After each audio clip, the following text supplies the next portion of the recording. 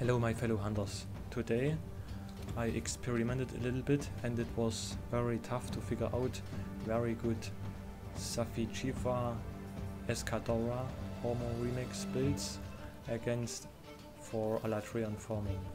I have used a switch axe because it has extremely high elemental damage output and also an elemental file which increases the elemental damage output for 145%. So first of all we have a look at the skills. We have the safijiiva Dragon Awakening, so we get 20% affinity and 80 elemental attack if we unsheath our weapon. We also have Alatreon Divinity, attack boost level 6, which gives us 18 true raw and a 5% affinity. Defense boost level 6 is also very important, because with level 6 we get all elemental resistance plus 5, and every 15 elemental resistance we get 10 more elemental attack. So it's very important to reach level 6. Level 7 is not so important, but you can also do that. Yes, we also get a 8% defense boost, and with these two builds we have about 1200 defense. We have fire attack or ice attack level 6, stun resistance level 3. You can also use speed eating instead of stun resistance, or maybe 2 levels of speed eating and 1 jewel of free meal, but I think stun resistance is an extremely important skill. We also have health boost 3, dragon resistance 3 is important because with all that elemental resistances, if it's over 20 we don't need blight resistance. So with these builds we don't have to use blight resistance, but that 1 point is from the safijiiva armor. We also have the crit skills, 100% crit, power prolong level 3, and yes, I have in this build 1 level of speed eating and protective polish in the fire switch axe because it has a bad sharpness.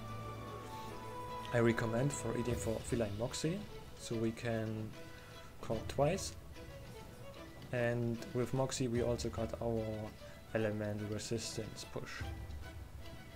So at the next point, maybe I have to show that first. I show you my fire attack. It's also shown in the thumbnail, but the fire attack with this build is 1430 with 100% crit and razor sharp, which is sorry, not razor sharp but protective polish, which is really comfy and has a high damage output. Now I shortly showing you how I augmented and putting my jewels in the armor.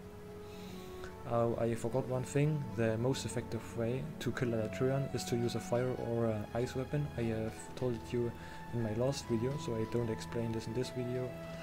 And Dragon is not so good because the hit values sometimes are only 0.1, so we're doing very less damage. And yes, I showing you at the bottom of the video when you choose which set. So first of all, I'm showing you my fire set and the decorations. I've augmented always to health region 1 and to element effector status up.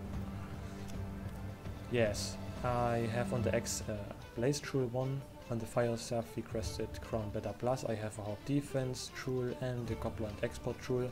On our Safi Crested better plus I have a hard defense and the tenderizer jewel. So the jewels are not kinda hard. I have all chosen decos easy to get. On our Escadora arm guards Alpha Plus, that is absolutely must have for switch axe players. I have a power prolonger 3 and the attack boost 3.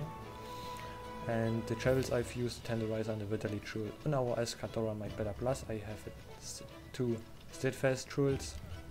And on our legs from Safi we have a tenderizer vitality jewel and a sharp and vitality jewel.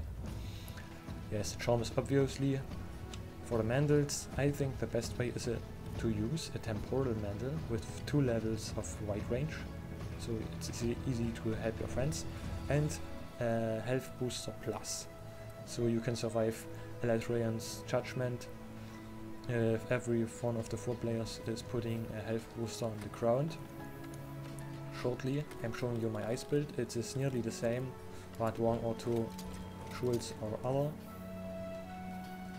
First of all, I show you my damage output from the element it is 1490, which is absolutely insane.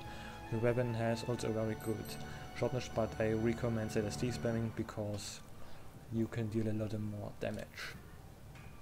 Yes, I scroll shortly down, so if there is any changes you can recognize it, or press pause.